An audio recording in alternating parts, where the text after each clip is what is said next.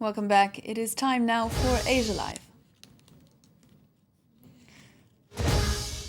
We head today to our France 24 bureau in New Delhi, where we join our correspondent Surabi Tandon. Hello, Surabi. Good morning. Thank you for joining us. Tell us then, what's making the headlines in the Indian press and media today? Well, the biggest story in the last week and today has centered around India's failing economy and the depreciating value of its currency. The Indian rupee actually reached a lifetime low of 70 units to a dollar. Which has, of course, resulted in high inflation affecting both food and fuel prices. Now, fuel is India's biggest import, which means the import industry has also been hard hit. Officials are trying to reassure the people that the economy will turn, but stocks indicate otherwise. Indian market shares fell nearly 4% on Tuesday. It appears that there is an increasing outflow of investment from the country, which has resulted from two reasons. One, the American Federal Reserve's decision to increase interest rates on borrowing, which means investors are being careful about where they put their money. And two, the numerous scandals that have involved the Indian government in the last 8 years, which have resulted in negative investment sentiment. The second story that has been making headlines in India has been about a coal allocation scandal that also involves the party in power. It is alleged that the central government has lost almost 25 million euros by not allocating coal resources in a transparent and accountable manner. The Central Bureau of Investigation, which has undertaken this case, has also said that the Prime Minister, Mr. Manmohan Singh, might be investigated for possible involvement in this scam, which is what has sent shockwaves throughout the country because Mr. Singh has previously had an impeccable record. This has also prompted the opposition to demand that he resign from his post. The third news story that has been making headlines is about a rape victim in Kolkata who has broken social norm and decided to reveal her identity publicly. What happens in India is that often rape victims choose to remain anonymous because of the social stigma attached to this crime. However, Suzette Jordan has broken rank and come out and spoken about her story in public. We met her recently, and our next story is about her in Kolkata.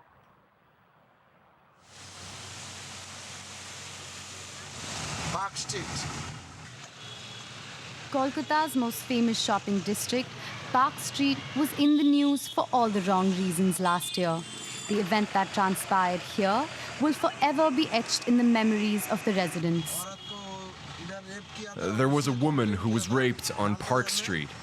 She tried to complain at the local police station, but they didn't believe her. Even the chief minister said she was lying. In February 2012, a rape took place in the heart of this throbbing city and soon turned into a high-profile case. Conservative elements were quick to place blame on the woman. Dubbed the Park Street victim, rumors spread about the authenticity of her account. She was left to fight a nameless battle, being referred to as an incident and not a survivor. I felt I had no identity. Because people started to refer to me as in, the Park Street rape victim. And that for me was very, very, very disrespectful. I am Suzette Jordan. My identity was given to me by my parents. And I'd love for people to respect that. This small NGO office is where she found the strength to break the chains of silence that bind most rape victims in India by publicly revealing her identity.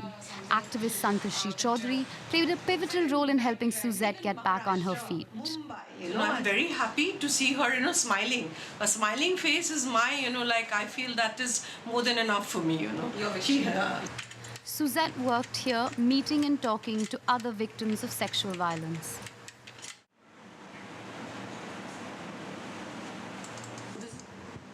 When I started this, it was going to be like a therapeutic way of not only reaching out to others and touching others, another's suffering, but also a way to heal my own, to relate to the pain that I was going through. For rape victims here, problem is the first encounter at the police station, the second encounter at the medical fraternity, and the third encounter is how the prosecution is preparing your case to convict the criminals or to protect the criminals. After the rape, Suzette's old neighbors showed no support and she was forced to find a new house. But now she lives with all the women in her life, her mother, sister and 2 daughters, and they all draw strength from each other.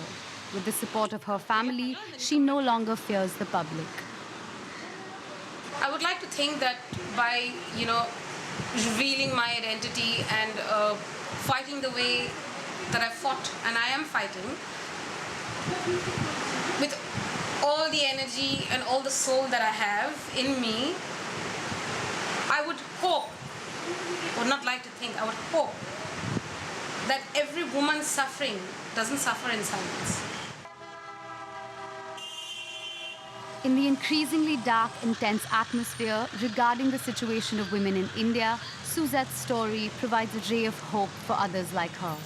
Perhaps after this, the silence will finally be broken. That brings us to the end of Asia Live for today with Surabhi Tandon in New Delhi. Thank you very much indeed. Thank you.